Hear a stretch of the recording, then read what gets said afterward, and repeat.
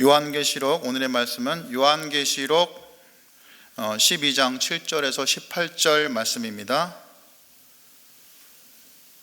같이 교독하도록 하겠습니다. 제가 먼저 읽겠습니다. 그때 하늘에서 전쟁이 일어났습니다. 미가엘과 미가엘의 천사들은 용과 맞서서 싸웠습니다. 용과 용의 부하들이 이에 맞서서 싸웠지만 당해내지 못하였으므로 하늘에서는 더 이상 그들의 발붙일 자리가 없었습니다. 그래서 그 큰 용, 곧 그 옛뱀은 땅으로 내쫓겼습니다. 그 큰 용은 악마라고도 하고 사탄이라고도 하는데 온 세계를 미혹하던 자입니다. 그의 용의 부하들도 그와 함께 땅으로 내쫓겼습니다. 그때 내가 들으니 하늘에서 큰 음성이 이렇게 울려 나왔습니다. 이제 우리 하나님의 구원과 권능과 나라가 이루어지고 하나님이 세우신 그리스도의 권세가 나타났다. 우리의 동료들을 헐뜯는 자, 우리 하나님 앞에서 밤낮으로 그들을 헐뜯는 자가 내쫓겼다. 우리의 동료들은 어린 양이 흘린 피와 자기들이 증언한 말씀을 힘입어서 그 악마를 이겨냈다. 그들은 죽기까지 목숨을 아끼지 않았다. 그러므로 하늘아, 그리고 그 안에 사는 자들아, 즐거워하여라. 그러나 땅과 바다는 화가 있다. 악마가 자기 때가 얼마 남지 않은 것을 알고 몹시 성이 나서 그들에게 내려갔기 때문이다. 그 용은 자기가 땅으로 내쫓겼음을 알고 남자애를 낳은 그 여자를 쫓아갔습니다. 그러나 그 여자는 큰 독수리의 두 날개를 받아 가지고 광야에 있는 자기 은신처로 날아가서 거기에서 뱀을 피해서 한 때와 두 때와 반 때 동안 부양을 받았습니다. 그 뱀은 그 여자의 등 뒤에다가 입에서 물을 강물과 같이 토해내서 강물로 그 여자를 휩쓸어 버리려고 하였습니다. 그러나 땅이 그 여자를 도와주니 땅이 입을 벌려서 용이 입에서 토해낸 강물을 삼켰습니다. 그래서 그 용은 그 여자에게 노예해서 그 여자의 남아있는 자손 곧 하나님의 계명을 지키며 예수의 증언을 간직하고 있는 사람들과 싸우려고 떠나갔습니다. 그때 그 용이 바닷가 모래 위에 섰습니다. 아멘.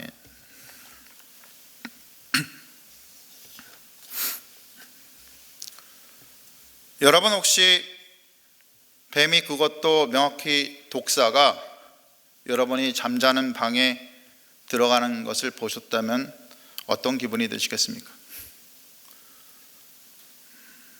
저는 실은 그런 적이 있습니다.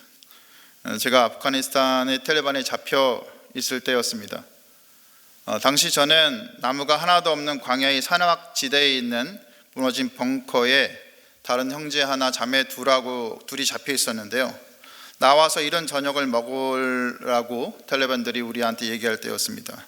물론 저녁이라 봤자 그들이 먹는 건 넌 같은 이렇게 동그란 빵 있죠. 그런 거하고 그다음에 차 이렇게 먹는 차, 그게 다였는데 한참을 먹고 있는데 뱀이다 하는 소리를 누가 해서 형제 중에 하나가 해서 뒤로 돌아보니 한 1m가 넘는 것 같아요. 1.2m? 굉장히 길었습니다. 그 정도 되는 주황색, 검은색 얼룩무늬 뱀, 누가 보아도 맹독을 가진 사막독사가 저희가 잠을 자는 무너진 벙커 속으로 들어가는 겁니다. 제가 막대기를 가지고 벙커 안으로 들어가고 같이 있던 형제는 무너진 벙커 담 쪽으로 올라가서 뱀이 어디로 움직이는지 보았죠. 여기저기 두드려도 뱀이 나오지 않자 저를 감시하던 탈레반이 오더니 뱀이 들어간 벙커 밑에 이렇게 담이 있으면 밑에 구멍이 있는데 그 구멍 지구멍처럼 생긴 거기다가 총을 갖다 대고 총을 한 방 쏘았습니다. 그런데도 뱀은 꿈쩍하지도 않았습니다. 그대로 밤이 되면 뱀이 들어간 곳에 잠을 잘 수도 없고 자매들도 있는데 밖에서 잠을 잘 수도 없어서 무조건 뱀을 잡아야 했던 거죠. 기도를 했던 것 같습니다. 그리고 뱀이 연기를 싫어한다는 생각이 났죠. 마른 가지에 불을 붙여서 마른 풀들을 뜯어갖고 태워서 벙커 안에서 연기를 좀 많이 나오게 하고 저는 몽둥이를 가지고 뱀이 들어간 구멍 옆에서 기다리고 있었지요. 아니나 다를까 뱀이 구멍 밖으로 쓱 나오는 겁니다. 그런데 뱀이 언제 다시 들어올지 모르니 그놈을 죽여야겠다는 생각이 들었습니다. 그래서 막대기를 가지고 그 뱀을 쫓아가서 몸을 한 방 이렇게 쳤던 것 같아요. 그래서 뱀이 머리를 내 쪽으로 근데 갑자기 휙 돌리는 거예요. 그러면 굉장히 무섭습니다. 움찔했죠. 움찔해서 그 순간에 이제 형 머리를 때려 머리를 하는 소리를 그 벙커 담위에 있던 형제가 저한테 말했습니다. 나중에 들었지만 그 형제가 갑자기 창세기 3장 15절 여자의 후손이 뱀의 머리를 상하게 할 것이다, 이 구절이 갑자기 떠올라서 머리를 때리라고 저한테 소리를 질렀답니다. 하여간 저는 그 말이 떨어지기도 전에 뱀의 머리를 막대기로 치고 소리를 막 지르면서 손바닥이 다 까질 때까지 뱀을 마구 쳤습니다. 왜냐고요? 무서우니까 그렇죠. 물릴까봐. 그 상황이 되어보세요. 정말 무서웠습니다. 얼마나 세게 쳤던지 아까 손바닥 얘기한 것처럼 다 이게 까졌고요. 그 다음에 굉장히 이렇게 흥분 상태로 이렇게 제가 뱀을 죽였던 기억이 납니다. 그 일로 이제 평소에 저를 괴롭히던 텔레반 하나가 저한테 엄지척 이렇게 얘기를 손바닥을 올리고 했었습니다. 그리고 그 텔레반이 우리가 돌아가자 그 뱀 죽은 데 가더니 나뭇가지 하나를 이렇게 주워서 세우고 땅바닥에 꽂고 거기에 뱀을 걸쳐 놓았습니다. 그렇게 나뭇가지에 뱀을 올려놓고 나서 제가 이제 나중에 생각하기를 민수기 21장의 사건이 떠올랐습니다. 이스라엘이 약속의 땅에 도착하기 전에 광야에서 방황할 때 그 백성이 하나님과 모세를 원망하여 우리를 애굽에서 불러내어 이 광야에서 죽게 하는가, 이곳에는 먹을 것도 없고 물도 없도다 하고 하나님과 모세를 원망하죠. 주님께서 불뱀들을 보내셔 백성들을 물게 하시고 더러는 죽게 하셨죠. 그때 백성들이 잘못을 뉘우치자 모세가 기도할 때 하나님께서는 장대 위에 불뱀을 만들어서 그것을 달라, 그것을 보면 살리라, 이렇게 얘기하셨고, 모세가 놋뱀을 만들어서 장대 위에 달았고 뱀에 물린 자들 중에서 그것을 쳐다본 자들은 살았고 그것을 무시하고 쳐다보지 않은 자들은 다 죽은 거죠. 이 사건 기억하시죠? 미국의 신학자이자 리드머 교회 담임 목사인 팀 켈러는 이 사건을 놓고 다음과 같이 말합니다. 뱀에 물린 사람은 그 영상을 쳐다보기만 하면 목숨을 건졌는데 이 치료 방법의 역설은 애초에 그들을 병들게 했던 바로 그것을 쳐다보아야 낫는 것이고, 병들게 했던 것을 쳐다봐야 낫는다는 거죠. 그리고 이것이 암시하는 것은 하나님은 죽음의 저주를 그냥 제하시는 것이 아니라 신기하게도 죽음의 저주를 통해서 복을 이루신다, 이렇게 얘기를 합니다. 그런데 여러분, 이 놋뱀의 사건이 중요한 것이 이 사건 자체가 예수님의 십자가 사건하고 연결된다는 거예요. 즉 예수님의 십자가 사건을 이 놋뱀이 예표한다는 거죠. 예수께서는 요한복음 3장 14, 15절에서 모세가 광야에서 뱀을 든 것 같이 인자도 들려야 하리니 이는 그를 믿는 자마다 영생을 얻게 하려 하심이니라 하고 말씀하시면서 자신의 십자가 사건을 이 민수기의 놋뱀과 연결시키는데요, 바울은 이 십자가 사건을 놓고 고린도후서 5장 21절에서 예수님을 하나님이 죄로 삼으셨다, 갈라디아서 3장 13절에서 그리스도께서 우리를 위하여 저주를 받으시고 우리를 속량하셨다, 이렇게 얘기를 하고 있습니다. 이것이 무슨 뜻이냐면은 죄가 우리를 멸망시킴으로 예수께서 십자가에서 우리의 죄가 되셨다는 것이죠.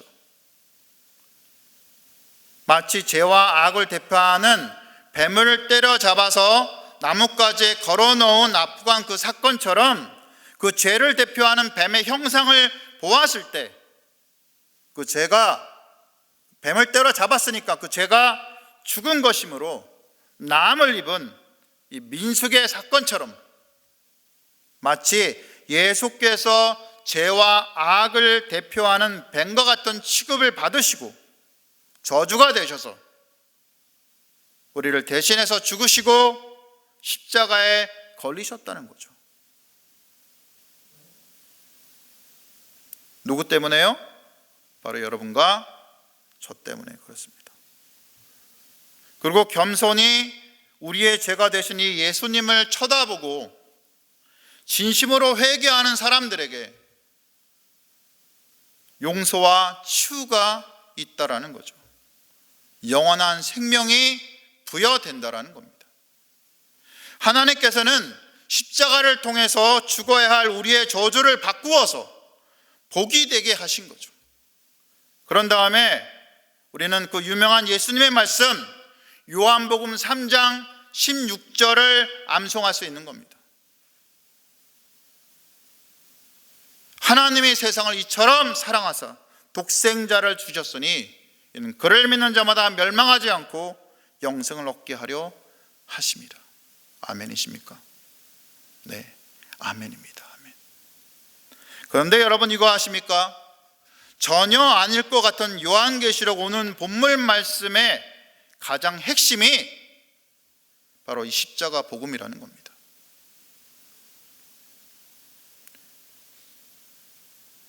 뿔과 왕관을 뒤집어 쓴 큰 용을 지난 토요일 본문 12장 5절에서 보셨을 거예요.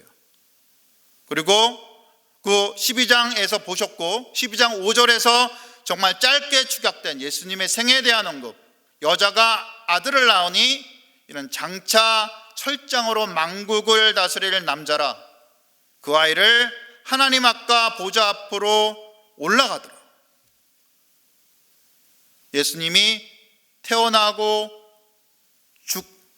철장을 다스릴 사람이라고 예견을 해주고 그 다음에 하나님 앞으로 죽어서 올라간 승천까지 한 줄에 예수님의 생애를 다 표현했죠. 이 말 이후에 이 붉은 용은 힘을 잃게 됩니다. 무슨 얘기냐면 이 용은 옛뱀이라고 하고 사탕이라고도 하죠. 실제로 오늘 본문 12장 오늘 본문 말씀에서도 용과 뱀은 이렇게 혼용해서 같은 존재로 쓰이게 되는 거 아시죠? 내용이 용이라도 나오고 뒤에는 뱀이라도 나옵니다. 똑같은 존재가. 그런데 사실 이 뱀의 입장에서 황당한 것은 자신이 예수에게 죄를 뒤집어 씌웠어요. 십자가의 저주를 받은 자로 달아서 죽이게 함으로 자신이 승리했다고 믿었어요. 그런데 이 예수가 부활한 거예요. 승천한 거예요. 하나님 앞에서 자신이 떠들던 자리까지 올라왔어요. 이 뱀은 하나님 앞에 서서 참소하던 자였잖아요. 그러니 예수가 올라와서 거기까지 왔으니 얼마나 황당했겠습니까? 욥기 1장에서 욥을 참소하고 스가랴 3장에서 대제사장 여호수아를 참소하던 그 참소자 사탄이 하나님께 하나님 이건 반칙이에요. 예수가 참 인간으로 내려갔는데 죽으면 끝이지 어째서 부활하시고 승천하십니까? 더구나 이 예수를 쳐다보고 믿은 자들이 살아날 수 있게 모든 죄를 멸하시고 영원히 생명을 허락하신다고요? 이런 법이 어디 있어요? 이거는 아니잖아요 하고 하나님 앞에 얘기 안 했겠습니까? 그 말 많은 사탄이? 사탄은 하나님께 따졌을 거예요. 하지만 예수님의 부활은 하나님이 반칙하신 게 아닙니다. 예수님은 참 사람이시면서 참 하나님이시잖아요. 그러니 예수께서 스스로 부활하셔서 승천하신 거죠. 이것을 통해 하나님께서는 원시복음 창세기 3장 15절 내가 너로 여자와 원수가 되게 하고 내 후손도 여자의 후손과 원수가 되게 하리니 여자의 후손은 내 머리를 상하게 할 것이요 너는 그의 발꿈치를 상하게 할 것이니라 라는 말씀을 1차적으로 완성하십니다. 뱀은 예수님의 원수가 되어서 예수께서 이 땅에 태어나시자마자 죽이려고 했지만 실패했고 결국 십자가에서 예수님을 죽임으로 예수님의 발꿈치를 무는 작은 승리를 거둔 듯 했지만 예수님은 자신이 죽음으로 뱀이 인류에게 뒤집어 씌운 모든 죄와 죽음의 그 근거가 되는 그거를 다 없애버리신 거죠. 뱀의 머리를 밟아서 깨트리신 겁니다. 이 일 후에 마귀 사탄은 하나님 곁에서 참소하는 자격을 잃게 되는 거죠. 바로 천상에서 벌어지는 전투로 표현되는 오늘 천사장 미가엘과 용과의 싸움에서 져서 용과 그 무리들이 땅에 떨어지는 장면을 요한이 환상으로 봤잖아요. 바로 그 예수의 십자가 사건으로 사탄은 천상에서 하나님의 옆자리에 서서 참수할 수 있는 권리를 박탈당합니다. 생각해 봅시다. 제가 이런 생각을 해봤어요. 이전에도 어째서 하나님께서 사탄을 천상의 하나님 옆에 두시면서 욥을 참소하게 하고 대제사장 여호수아를 참소하게 하고 또 사람들을 참소하게 하게 하셨을까? 참 의문이었는데요. 제게 드는 생각은 인간이 죄를 많이 짓잖아요. 그러니 사탄을 쫓아내시고 멸하시려면 죄 지은 인간을 같이 죽여야지 하나님의 공의가 이루어지잖아요. 마치 알곡 옆에 가라지를 남겨두신 예수님의 말씀처럼 사탄도 그 자리에 그냥 남겨두신 거죠. 우리 같은 죄인인 사람들 때문에 하나님께서 꾹 참으시면서 속으로 아무리 부글부글거려도 사탄을 천상의 자리에 올라오게 허락하셨던 겁니다. 교활한 사탄은 그걸 너무 잘 알고 있었고, 그래서 끝까지 참소자로 남아서 인간의 죄를 참소했지만 예수께서 인간의 죄를 대신 지시고 죽으시면서 그 천상에 남아 계셨기 때문에 이제는 사탄이 남아서 참소할 권리가 사라지게 된 겁니다. 이거를 미가엘과 용과의 싸움에서 사탄의 증거로 표현을 한 거죠. 그러니 사탄이 아무리 참소했어도 예수님의 재림 때 이루어지는 이 둘째 사망이 그리스도인들에게는 아무 해를 끼칠 수 없게 된다는 겁니다. 그리고 온 세상을 미혹하며 사람들로 죄를 짓게 만들고 하나님 앞에서 사람의 죄를 들먹이고 헐뜯으며 참소하던 그 사탄, 이놈이 더 이상 하나님 옆에서 참소자로 남아있지 못하고 땅에 떨어지는 것이죠. 오늘 보면 10절에서 우리 하나님의 구원과 능력과 개역개정입니다. 나라와 또 그의 그리스도의 권세가 나타났으니 우리 형제들을 참소하던 자, 곧 우리 하나님 앞에서 밤낮 참소하던 자가 쫓겨났고, 이 내용에 바로 예수님의 승천과 사탄의 쫓겨나는 내용이 잘 담겨 있는 겁니다. 11절은 오늘 본문의 핵심입니다. 무슨 내용입니까? 개역개정으로 계속 읽습니다. 우리 형제들이 어린 양의 피와 자기들의 직언하는 말씀으로서 그를 이겼으니 그들은 죽기까지 자기들의 생명을 아끼지 아니하였도다 라는 내용이죠. 우리가 우리보다 힘센 사탄을 이길 힘은 그가 아무것도 아니라고 선언하는 겁니다. 사탄은 큰 용처럼, 때론 지독한 뱀처럼 우리한테 무서워 보이지만 이미 어린 양의 피에 녹아버렸다는 거죠. 그들은 우리가 십자가를 믿을 때 우리의 영원한 생명에 대해서 사탄은 아무런 힘도 가지지 못합니다. 그의 권리가 예수님의 보혈로 인해서 박탈되었기 때문입니다. 그래서 이를 한 성도들은 어린 양의 흘린 피와 복음을 증언하는 말씀을 힘입어서 사탄을 이기는 겁니다.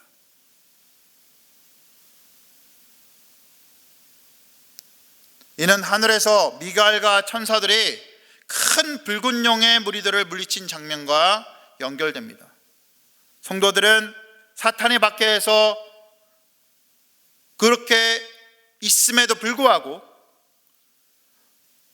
죽기까지 예수님을 따르는 자들로 당장의 아픔과 괴로움에 휩쓸리지 않고 목숨을 아끼지 않는 사람들로 살아갑니다.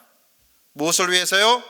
우리 죄를 대신 짊어지신 예수님을 따르며 그의 제자들로 영원한 삶, 그 생명의 삶, 하늘에 속한 삶을 사는 것을 기뻐하기 때문입니다.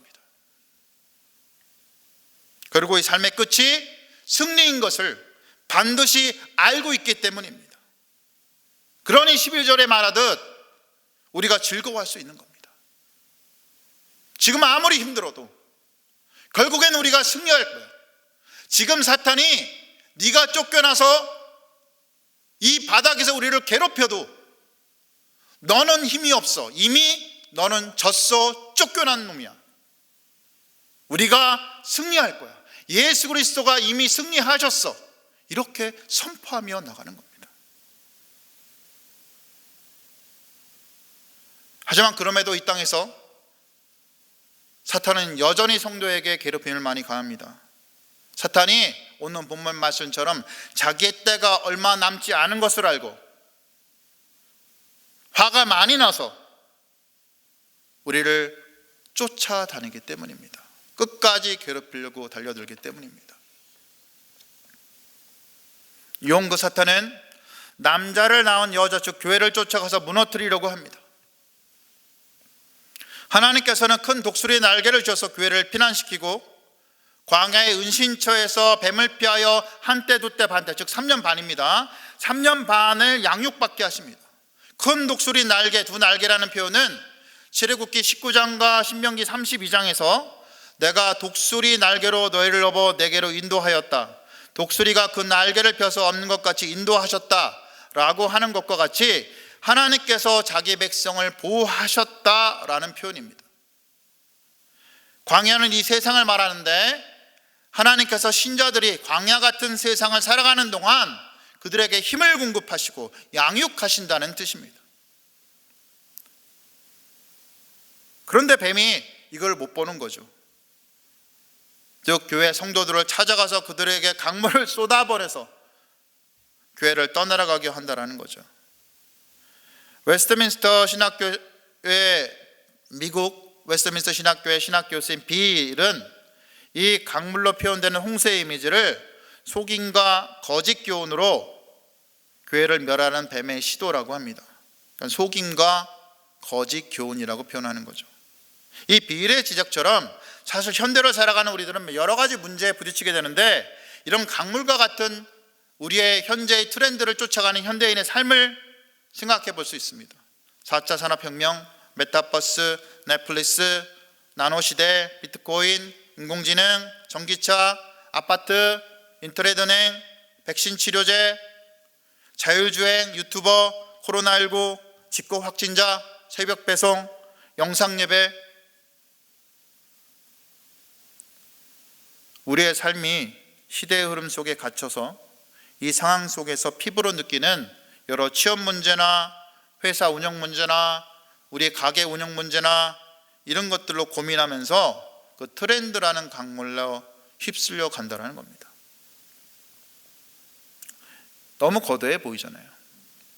너무 거대해 보이니까 예수 믿고 따르는 신앙은 작아 보이고 이게 너무 커 보이니까 세상이 요구하는 것이 맞아, 적당히 타협하여 사는 것이 좋아 라고 생각할 수 있게 된다는 거죠. 저부터 그렇습니다. 저부터. 그런데 여러분, 바로 이것이 뱀이 우리에게 풀어놓은 강물입니다. 휩쓸려 가라는 거죠.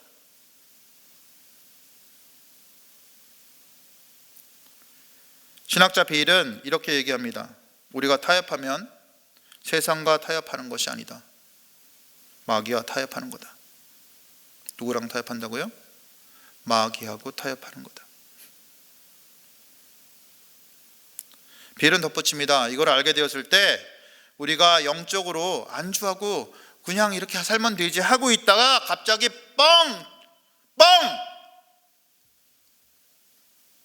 충격을 받게 된다는 겁니다. 내가 마귀랑 타협하고 있구나. 사탄은 그런 성도들을 강물에 넣으려고 삼키려 했지만 하나님의 명령으로 땅이 입을 벌려서 살아나게 됩니다. 그런 그에게 용이 분노해서 여자고 교회에 남은 자, 하나님의 계명을 지키며 예수의 증거를 가진 성도들, 다시 말해서 우리 같은 예수 믿는 사람들과 싸우려 한다는 거죠. 그런 그들은 교회에 대한 공격 의도를 포기한 것도 능력을 상실한 것도 아니란 겁니다. 즉 사탄은 여전히 능력이 있다라는 거예요. 공격의 고삐를 놓치지 않는다라는 거예요. 적어도 이 세상에서는.